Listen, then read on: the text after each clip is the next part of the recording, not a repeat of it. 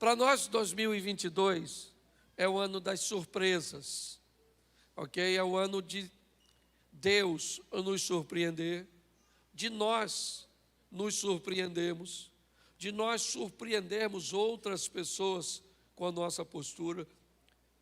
A nossa proposta para 2022 é um ano de surpresas, um ano que coisas comuns deixarão lugar para coisas extraordinárias, para coisas que não aconteciam em outro tempo da nossa caminhada, da nossa história, do nosso casamento.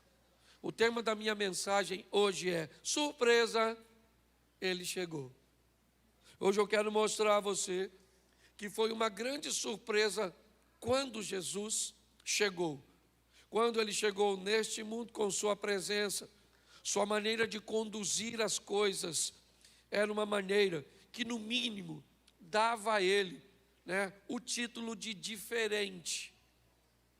As pessoas não conseguiam entender muito bem a maneira cuja qual ele se posicionava. Então, quando nós olhamos para Jesus, por que ele era tão estranho? Por que pessoas achavam que ele era alguém tão estranho? Bom, fisicamente, ele era semelhante a todos.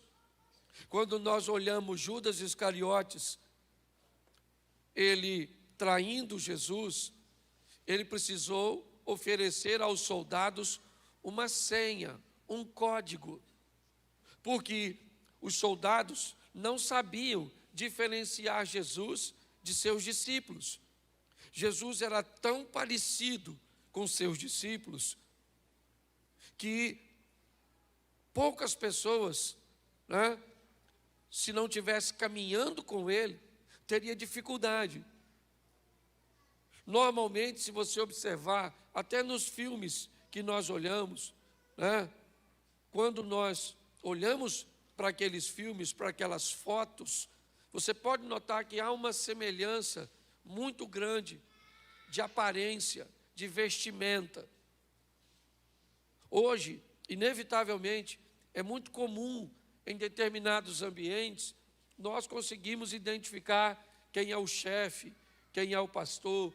Tem a ver com roupa, tem a ver com cadeira, tem a ver com lugar, tem a ver com posicionamento, que consegue diferenciar. Jesus, ao contrário, certo? Ele buscava se fazer próximo, ele buscava se fazer igual às pessoas no que diz respeito à aparência, mas bem diferente no que diz respeito a valores e postura. Então, fisicamente, ele era igual, mas quando ele se comportava, ele era diferente. Então, para todos era uma grande surpresa. Por quê? Porque ele traz um modelo novo, um modelo diferente. A maneira, e é isso que eu vou mostrar a vocês hoje. Ele chegou, e quem é ele? Ele é o diferente.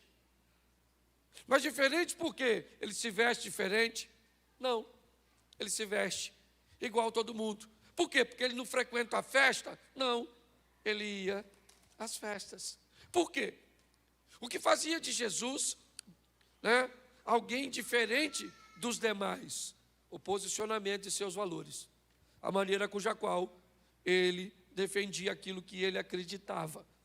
Jesus era altamente influente, altamente, uma capacidade muito alta de influenciar. Esqueça a sua divindade, porque se Jesus fazia isso porque era Deus, com certeza nós não vamos poder replicar o modelo, porque nós não somos. Se Jesus usava algum poder divino para buscar exercer esse nível de influência, nós não teremos sucesso. Por quê? Porque nós não temos esse poder. É importante você entender que tudo que ele conduzia com a sua humanidade, com a maneira de ser um ser humano, porém a postura e o posicionamento dele era diferente. Tá? Eu vou pedir só aí para ter cuidado com a criança se fizer barulho, tá bom? Tem o berçário ali, dá um pulinho lá, tá bom? Então, olhe para mim, João capítulo 7, verso de número 46, é o primeiro texto que eu quero colocar. Eu quero colocar a princípio 3 textos com vocês. João 7,46. Responderam os servidores: nunca, repita comigo, nunca. Nunca homem algum falou assim como este homem. Preste atenção, porque aqui nós vamos notar o primeiro ambiente que eu quero citar para vocês sobre a diferença de Jesus. Quem são os servidores aqui?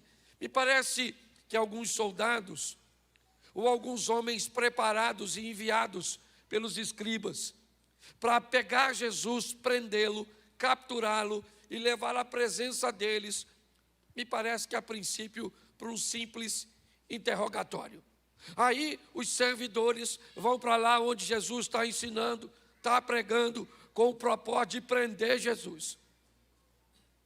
Quando eles chegam, provavelmente tem bastante gente e eles não vão se arriscar prender Jesus naquele ambiente onde ele está rodeado de pessoas que querem ouvi-lo. Vai gerar confusão.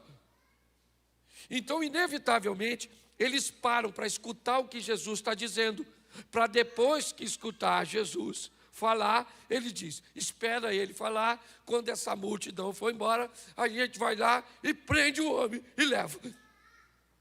Só que quando eles começam a ouvir Jesus, ele descobre que ele é bem diferente de todos os homens que eles já ouviram. A maneira que ele fala é altamente, né, ou com muita autoridade, mas ao mesmo tempo ele consegue ter amor quando fala. Ele confronta a verdade, estabelecendo os princípios, e os homens estão escutando Jesus falar, para depois prendê-lo. Quando Jesus termina de falar, eles desistem de prendê-lo. E falou: não vai rolar, não vai dar para prender esse cara.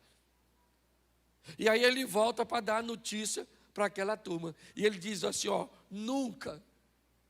Eu fico imaginando a cara dos escribas e fariseus.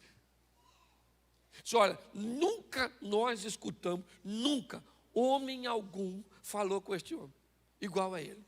Em outras palavras, eles estão dizendo: cara, além de nós não prendermos, quase que a gente não volta. Quase que a gente fica por lá e vira discípulo dele. Por quê? Porque ele é muito diferente de todos vocês. Sabe? Nunca homem algum falou desse jeito. Segundo texto, João, capítulo 9, verso 32. João 9, 32, dá uma olhada nesse texto. Desde que o mundo é mundo, nunca se ouviu que alguém abrisse os olhos de um cego de nascença. Preste atenção que novamente o texto diz que nunca, não havia ninguém. Jesus chega para romper com o modelo. Dá uma confusão danada, porque ele cura um cego. Era sábado esse dia, os caras não gostavam. Por que os caras não gostavam? Porque eles não tinham autoridade para curar ninguém. Então, quando eles viram Jesus fazendo algo, eles criaram um problema. Eles estão questionando a cura do cara. Jesus acaba de dar vista para um cego, e aí estão interrogando o cego: como é que você ficou curado? Ele falou: foi o Jesus aí, rapaz, passou aqui, cuspiu, fez um lodo, passou no meu olho, mandou eu me lavar. Quando eu voltei, eu estava vendo. E alguém falou: não pode, ele é do diabo. Ele falou: rapaz, não quero saber se ele é do diabo, eu quero saber só uma coisa: eu era cego, agora estou vendo, mano. Não, chama o pai dele, que isso é, entendeu? Uma fraude. Aí chamaram o pai e a mãe do cego. Primeira vez que o cego está vendo os pais. Lá vem os pais. Eu imagino ele perguntando: são eles? Que é a primeira vez que vejo, sou de nascença. E aí os pais viram o ex-cego. E aí os escribas começam a interrogar os pais: esse aqui é filho do senhor? Ele falou: é, meu menino. Ele era cego? Quando saiu de casa hoje, era. Mas como é que ele está vendo? Ele falou, aí, eu não sei. Pergunta a ele aí. Aí volta para o cego, ou para o ex-cego, e disse, como é que você está vendo? Ele falou, vou falar com você, o camarada cuspiu, fez um logo, já falei 3 vezes. Ele falou, não pode, esse cara tem demônio. Ele falou, vou falar uma coisa para você, desde que o mundo é mundo, nunca se viu ninguém. Mas hoje é sábado, dane-se, que hoje é sábado. Ainda bem que ele é diferente, quebra protocolo para fazer o bem. Ele não quebra princípio, mas quebra protocolo. Então preste atenção, Jesus era extremamente diferente. Por isso que ele chamou você para servir a ele. Por quê? Porque você também, tem hora que você é cego. Tem hora que nós somos uma mula. Certo? Ah, mas ele não sabia disso. Sabia, mas ele é diferente.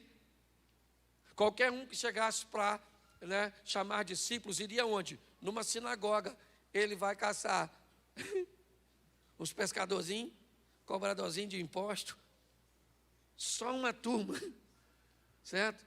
Se você der uma olhada nos discípulos de Jesus, nem diácono seria aqui na igreja.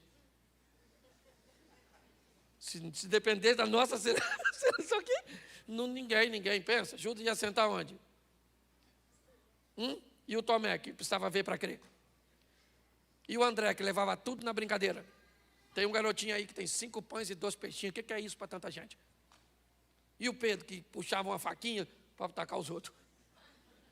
E o Tiago, que era chamado filho do trovão. Pensa, isso é quase uma quadrilha.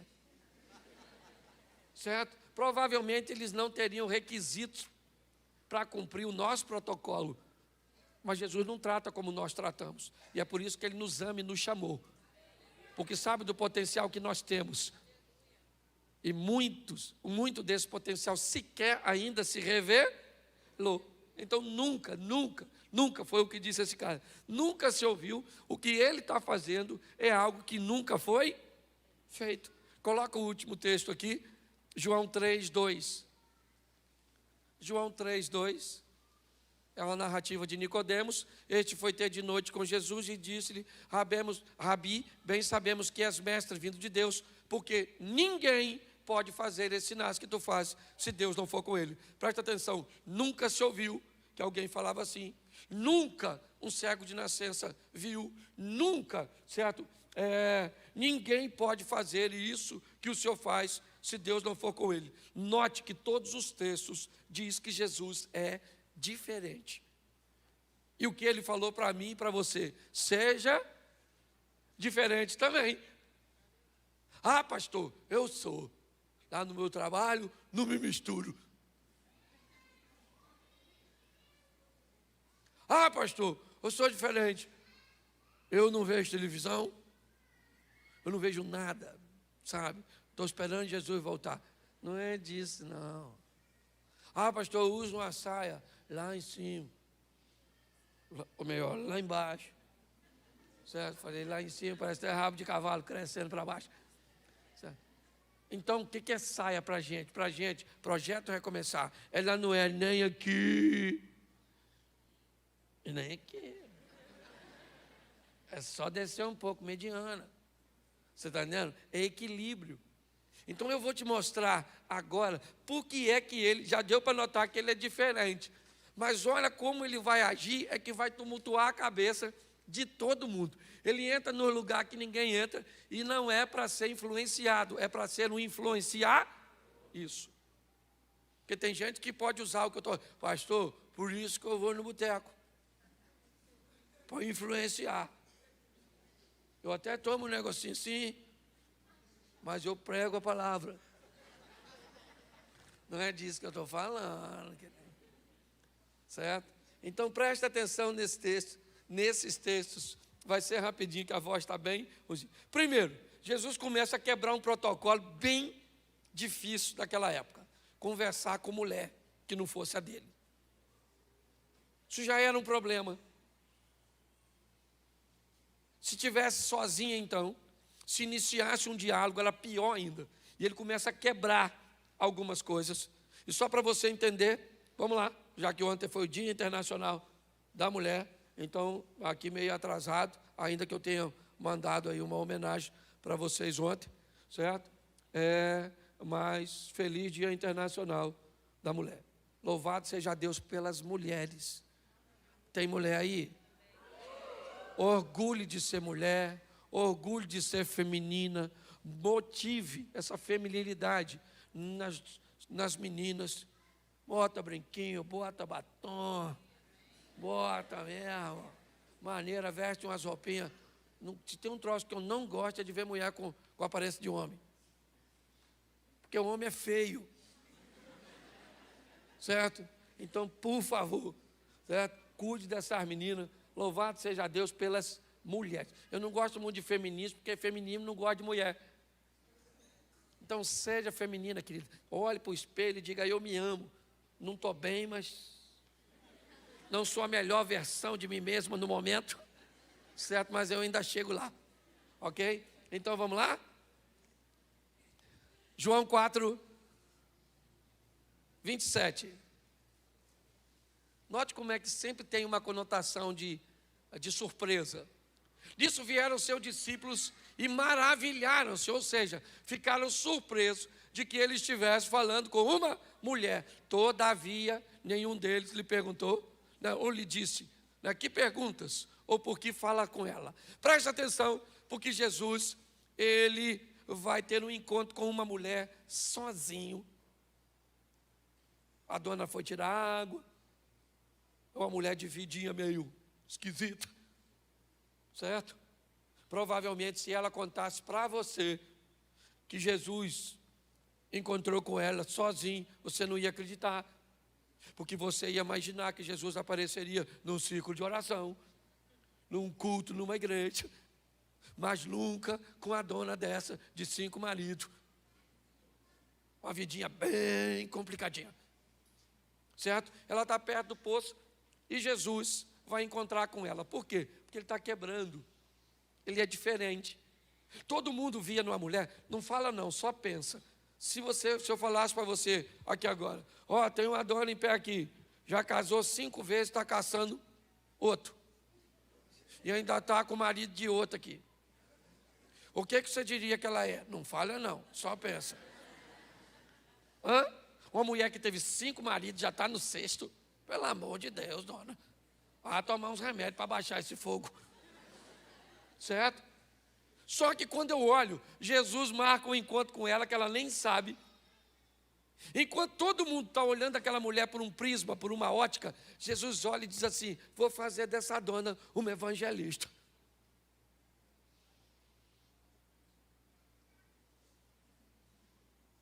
Essa?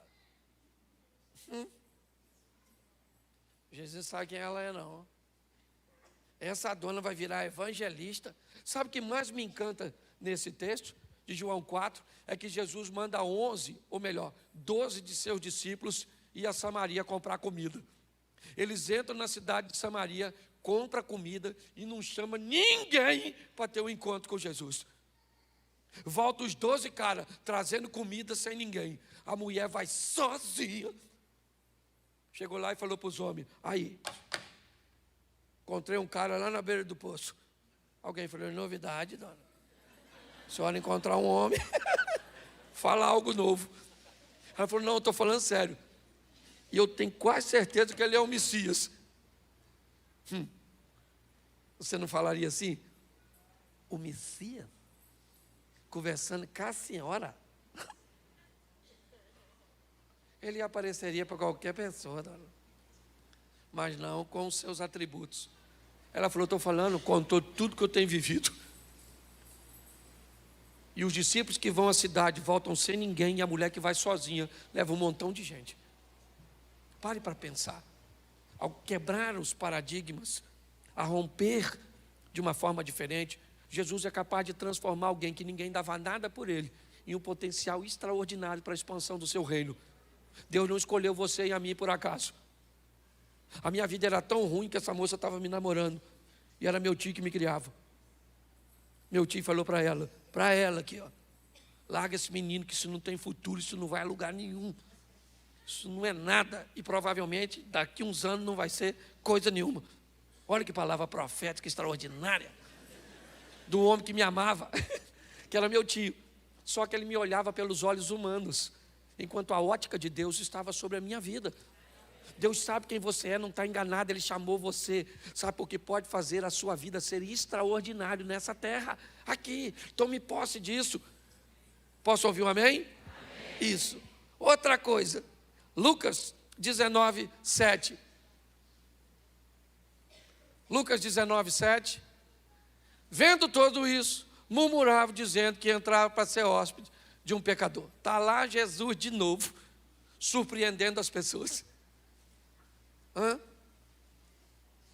Pare para pensar. Vamos imaginar o Papa, uma autoridade. Eu vou usar ele porque é uma grande autoridade religiosa. Vamos imaginar que ele viesse a Xerém. Onde você acha que ele iria?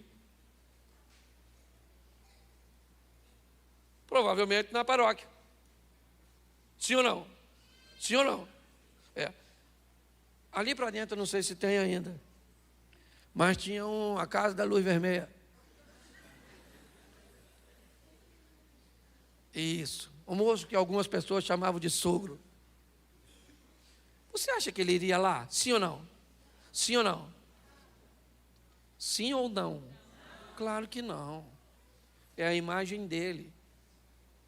Pare para pensar. É a nossa imagem. Não estou falando mal. Estou usando ele porque é uma autoridade. É só isso.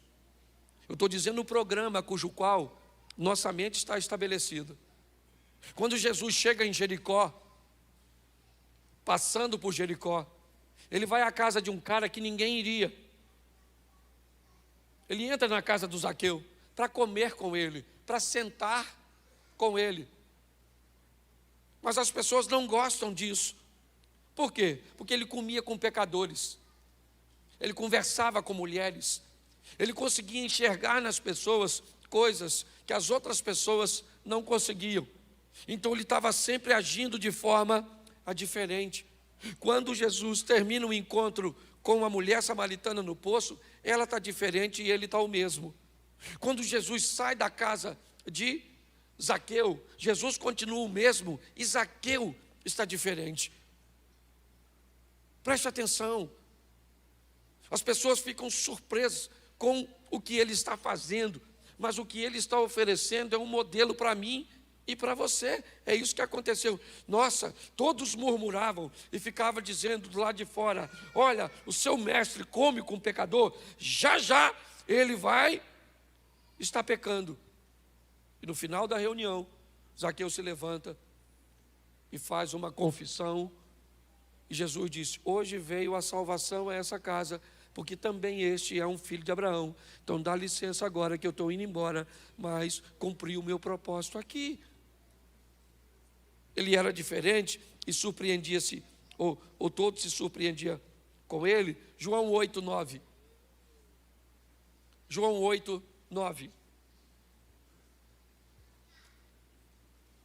Isso. Quando ouviram isso, saíram um a um, a começar pelos mais velhos até os últimos. Ficaram só Jesus e a mulher que estava no meio. Preste atenção. Essa é a mulher adúltera de João 8. Jesus agora vai, me parece, entrar no ápice de uma confusão mental daqueles que estão perto dele. Jesus vai defender alguém que está errado. É um momento muito importante. Tem diversas testemunhas que trazem a mulher. Ela foi pega em flagrante de adultério. Não é falso testemunho. Ela estava adulterando. Todo mundo sabia que ela estava adulterando. Não havia uma informação equivocada. Mas agora Jesus vai quebrar. Ele vai defender alguém, mesmo sabendo que esse alguém está errado. Esse é um campo bem minado para Jesus. Tão minado que uma decisão dele equivocada pode fazer com que ele seja apedrejado também, contrariando uma lei de Moisés. Quando eles observam que Jesus o que Jesus está fazendo, eles ficam confusos. Mas o desfecho dessa história é muito interessante. Porque você pode dizer para mim, pastor, Jesus está defendendo uma mulher que estava errada? Não. Ele não está defendendo uma mulher que está errada. Ele está defendendo uma mulher que cometeu um erro e está sendo julgada e condenada por pessoas que também erram. É isso. O que ele teve foi a coragem de dizer para todo mundo o seguinte: vocês não têm moral para julgar essa mulher e dar uma pedrada nela. O único aqui nesse ambiente que poderia apedrejá-la sou eu, e eu não vou apedrejá-la. Acabou. Vocês podem ir para casa guardar a pedrinha de vocês, porque vocês não vão matar ninguém. O que ele está fazendo, gente? Ele está surpreendendo as pessoas, dizendo para mim e para você: eu sei quem você é, eu vou terminar expondo isso para você. Mas ele te defende, mesmo sabendo que você mente. Ele te defende, mesmo sabendo que você rouba. Ele te defende, mesmo sabendo que você tem vícios. Ele te defende, ou nos defende, mesmo sabendo que nós estamos errados. Não porque vai se tornar conivente aos nossos erros. Não, mas porque tem autoridade para perdoar pecados e nos dar uma novidade de vida. É isso. Vamos lá? Marcos 10, 14. Já estou terminando. Marcos 10, 14. Coloca para mim. Jesus, porém, vendo isso, indignou-se e disse-lhes: deixai vir a mim os pequeninos, e não os impeçais, porque dos tais é o reino de Deus. O que ele é? Ele é um mestre, ele é um rabi, ele é um homem altamente ocupado. Ele não vai perder tempo com crianças, com um grupo que não vai prestar atenção nele. Pare para pensar. Esse era o modelo do rabino. Ele não aceitava nem mulheres sentadas aos pés deles, quanto mais criança, barulhenta, não prestando atenção. Quando de repente alguém está trazendo as crianças para perto de Jesus, os discípulos digam: não. O que essas crianças estão fazendo aqui? Jesus disse: não, deixa as crianças vir até a mim, eu vou orar por elas, eu vou abençoá-las. O que ele está sendo? Diferente. Só isso. É isso que o mundo está precisando, de gente diferente. Sabe qual é o grande problema do Evangelho? A modernização do Evangelho está tornando todo mundo igual. Esse é o grande problema. Vamos falar um palavrão agora, mesmo sendo crente. Por quê? Porque o palavrão é só para ativar, é só para fazer alguma coisa, para extravasar. Vamos nos vestir como todo mundo está se vestindo. Eu digo, de maneira onde não há decência, onde não há ordem. Eu não estou dizendo para viver de uma forma retrógrada, ultrapassada ou fora da moda. Não é isso que eu estou dizendo. Mas hoje está difícil demais, dependendo do ambiente que você vá. Você vê pessoas dizendo que são crentes. Eu até entendo, porque para mim, crente é a primeira fase do processo. Preste atenção, o diabo é crente, sim ou não? Mas ele não é cristão. Certo? Crente é aquele que conhece, entende, respeita e crê. Cristão é aquele que copia Cristo, que segue, que obedece a Cristo. Ser crente é apenas uma primeira fase do processo. Essa é a grande verdade. Eu, quando eu olho a minha caminhada cristã, eu estou aí com 30 anos, 31 anos, no Evangelho. E eu levei, acredito, que quase 15 para transicionar de crente para cristão. Eu conheço muita gente que ainda não transicionou. É o que o Eduardo estava falando aqui na palavra da oferta. As pessoas fazem as coisas, mas não sabem cuja motivação estão fazendo. Quando nós olhamos para esse posicionamento, o que nós estamos vendo é que Jesus está sendo diferente, né?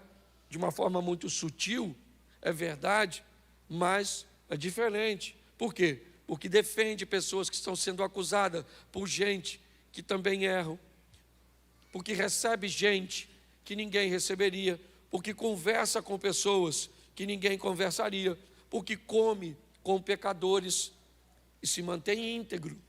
É isso. É esse tipo de cristãos que nós estamos precisando. Preste atenção nesse texto. Marcos 10, verso 24. Marcos 10, 24. Isso.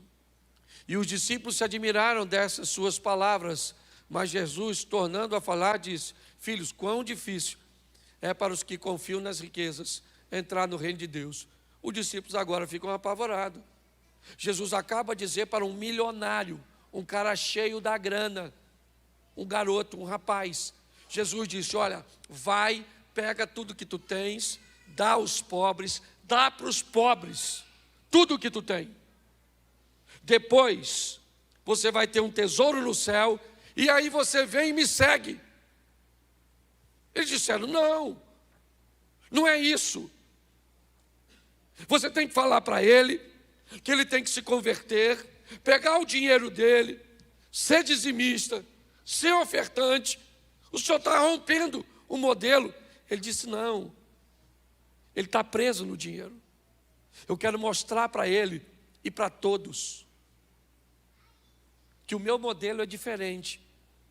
Então ele pega tudo que tem, e se ele acha que eu estou mandando ele me seguir, porque eu estou de olho nos bens materiais, manda ele pegar todos os bens e dá para pobre. E quando ele não tiver nada, ele vem para mim, para que ele descubra que eu quero ele, não os bens dele. Porque a grande verdade é o seguinte, irmão: basta Jesus ter você, que ele tem tudo que você tem. E essa é a grande verdade. Ele quebra isso porque ele é um líder. Ele precisa de dinheiro para seu ministério? Sim, ele precisa. Ele precisa de uma estrutura para fazer. Mas, quando ele diz isso, ele quebra, sabe, um modelo, dizendo: pega, e presta atenção que ele não está mandando o cara vender nada. Eu acabei de falar para você, esse texto do jovem rico, certo? Ele também está lá em Lucas 18. No 19, Jesus entra na casa do Zaqueu, que é rico. No capítulo 18, ele fala de um jovem rico, certo? E diz que é muito difícil um rico entrar no reino dos céus. Mas no 19, ele entra na casa de um rico e diz: hoje veio salvação a esta, porque o problema não é o dinheiro, é o coração. O coração do garoto está no dinheiro, o coração do homem, porque a diferença para ter dinheiro é só uma: é maturidade, meninice. Crianças pensam que o dinheiro é tudo. Homens maduros já sabem que não é.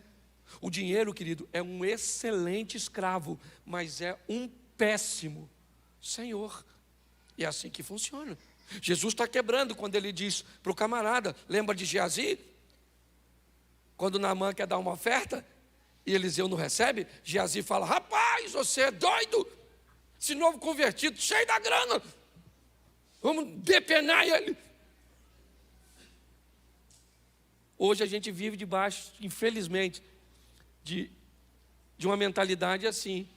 Se o camarada tem dinheiro, é rico, ele é poderoso, ele tem. Jesus disse: olha, vende tudo que tu tem, dá para os pobres, você vai ter um tesouro no céu. Depois, quando você estiver duro, aí pode vir que eu quero você e não seu dinheiro. Ele não entendeu a mensagem, virou as costas e foi embora. Mas não era uma mensagem que seria dito por um fariseu. Não era. O próprio Judas, quando viu a mulher derramar um unguento nos pés de Jesus, disse: isso poderia ser vendido. Jesus falou: você não está entendendo. Os pobres vocês sempre vão ter convosco. Fica quieto, camarada. Deixa a dona cumprir. É essa diferença, sabe? Que nós precisamos muito mais do que olhar em Jesus, é ter no ambiente cujo qual nós frequentamos. Mas eu queria que você entendesse uma coisa: Marcos, capítulo 4, verso 41. Marcos 4, 41. E sentiram um grande temor. Novamente eles estão surpresos. E eles dizem uns aos outros: mas quem é este que até o vento e o mar lhe obedecem? Eles estão andando com Jesus. Estão vendo Jesus conversar com gente que ninguém conversava. Eles estão andando com Jesus. Estão vendo Jesus parar para lidar com situações de maneira cuja qual eles sabiam que nenhum dos líderes daquela época. Ele entra em casa que ninguém entra. Ele conversa com ninguém, com pessoas que ninguém conversaria. Ele defende pessoas que estão erradas. Ele conversa e recebe crianças. Ele diz para os ricos: não preciso do seu dinheiro. E agora, ele diz para vento e o mar: fica quieto, acalma-te. Os discípulos estão entendendo que ele é muito diferente de tudo que eles já viram até o presente momento. Mas é com a mulher samaritana, é com Natanael, que Jesus mostra uma grande lição. João capítulo 4, verso 19. João 4, 19. E disse-lhe a mulher: Senhor, eu vejo que o Senhor é profeta.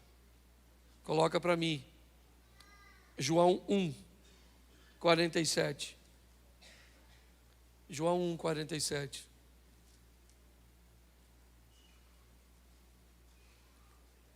Jesus viu Natanael vir ter com ele e disse dele: eis aqui um verdadeiro israelita, em quem não há dolo. Bota o verso 48 para... Isso. Disse-lhe Natanael: de onde o Senhor me conhece? Ou de onde me conheces tu? Jesus respondeu e disse: antes que Filipe te chamasse, eu te vi, estando tu debaixo da figueira. Preste atenção e eu termino aqui. Jesus disse para a mulher samaritana: você não sabe quem eu sou, mas eu sei quem você é. Jesus disse para Natanael: você não faz ideia de quem eu sou, mas eu sei quem você é. É importante nós entendermos isso. Nós sabemos poucas coisas sobre ele, mas ele sabe tudo sobre nós. Ele sabe tudo sobre a sua infância. Ele sabe tudo sobre a sua adolescência. Ele sabe tudo sobre a sua juventude. Ele sabe tudo sobre o seu casamento. Ele sabe tudo sobre os seus negócios. Ele sabe tudo, tudo, tudo a seu respeito. Essa é a grande verdade. Porém, ele é diferente. Talvez qualquer pessoa que soubesse tudo sobre nós usaria um pouco desse tudo para nos constranger, para nos pressionar. Mas ele não. A proposta dele é dizer: eu sei quem você é. Eu sei que você está errado, mas eu vou te defender. Eu sei que ninguém gostaria de comer com você, mas eu gostaria. Eu sei que ninguém gostaria de estar perto de você, mas eu quero. Mas eu não mereço. Pois é, eu sei quem você é, eu não estou enganado. Eu quero mudar a sua história. Eu quero ter a oportunidade de entrar na sua vida e mudar a sua história para sempre.